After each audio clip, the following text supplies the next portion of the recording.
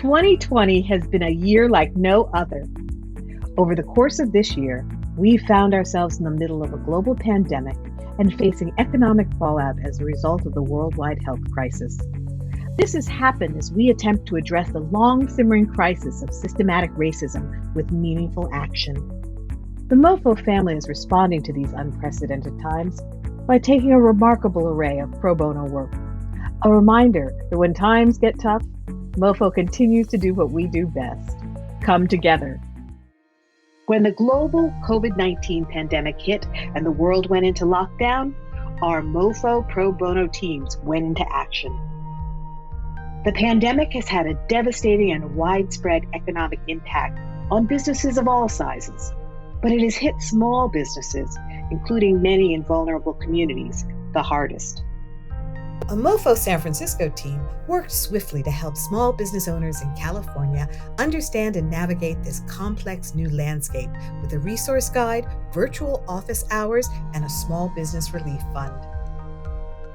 As the global scientific community continues to race to develop a COVID-19 vaccine, we've helped Survivor Corps, which began as a Facebook group and is now the largest nonprofit grassroots movement in the United States, dedicated to ending the pandemic by mobilizing and connecting COVID-19 survivors with critical scientific and healthcare initiatives.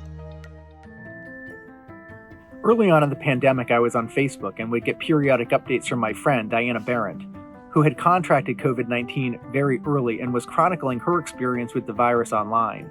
During that process, she started a Facebook group called Survivor Corps. Today, Survivor Corps has over 108,000 members across the world. So how do we become involved? Well, Diana's a friend of mine. Our kids actually attend the same overnight summer camp. I met Diana several years ago when we became friendly. When I saw what she was doing, I knew we could help. So I called her and asked if she needed legal help to get Survivor Corps off the ground. She jumped at the opportunity to partner with Morrison Foerster. So far, our team of lawyers has worked with Survivor Corps on commercial, privacy, tax, regulatory, and intellectual property matters. MoFo is responding to the global call to action against racial injustice with renewed dedication to criminal justice reform and advancing voting rights. We've joined the law firm Antiracism Alliance to make lasting progress toward racial justice. Our own projects continue, like representing nearly 100 people serving harsh no-parole sentences for nonviolent offenses in Mississippi prisons. Our attorneys are seeking parole hearings for our clients in partnership with the Southern Poverty Law Center. Since January, attorneys across MoFo, including here in Tokyo, have been helping the Southern Poverty Law Center with its 3 Strikes project. The goal of the project is to file a petition seeking parole eligibility for every individual serving a lengthy habitual sentence in Mississippi. If the petition is granted, the individual can seek parole from the parole board and have an opportunity to be reunited with his or her family and community. As a firm, we've written dozens of these petitions, and I look forward to writing many more. Adjustments to election procedures to keep the public safe during COVID have sparked dozens of lawsuits. The Stanford MIT Healthy Elections Project asked our help to compile a database of these cases so election officials, journalists, and the public can stay abreast of legal developments.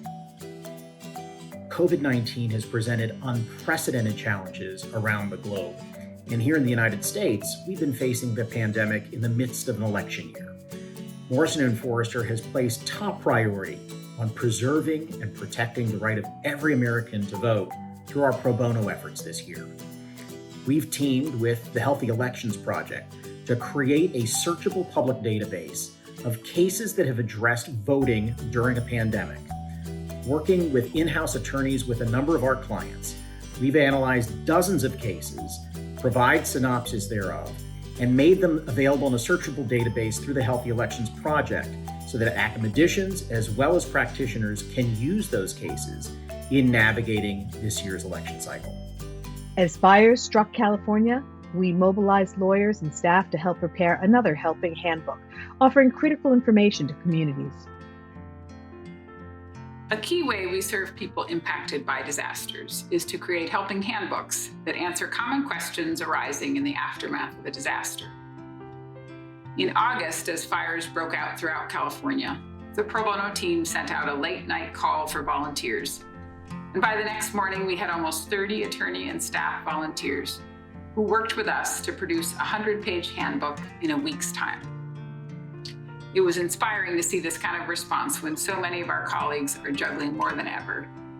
And it has been gratifying hearing from people who are using this resource to navigate incredibly difficult times.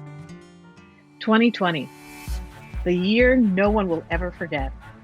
Like everyone, our MoFo family has been deeply affected over these difficult months.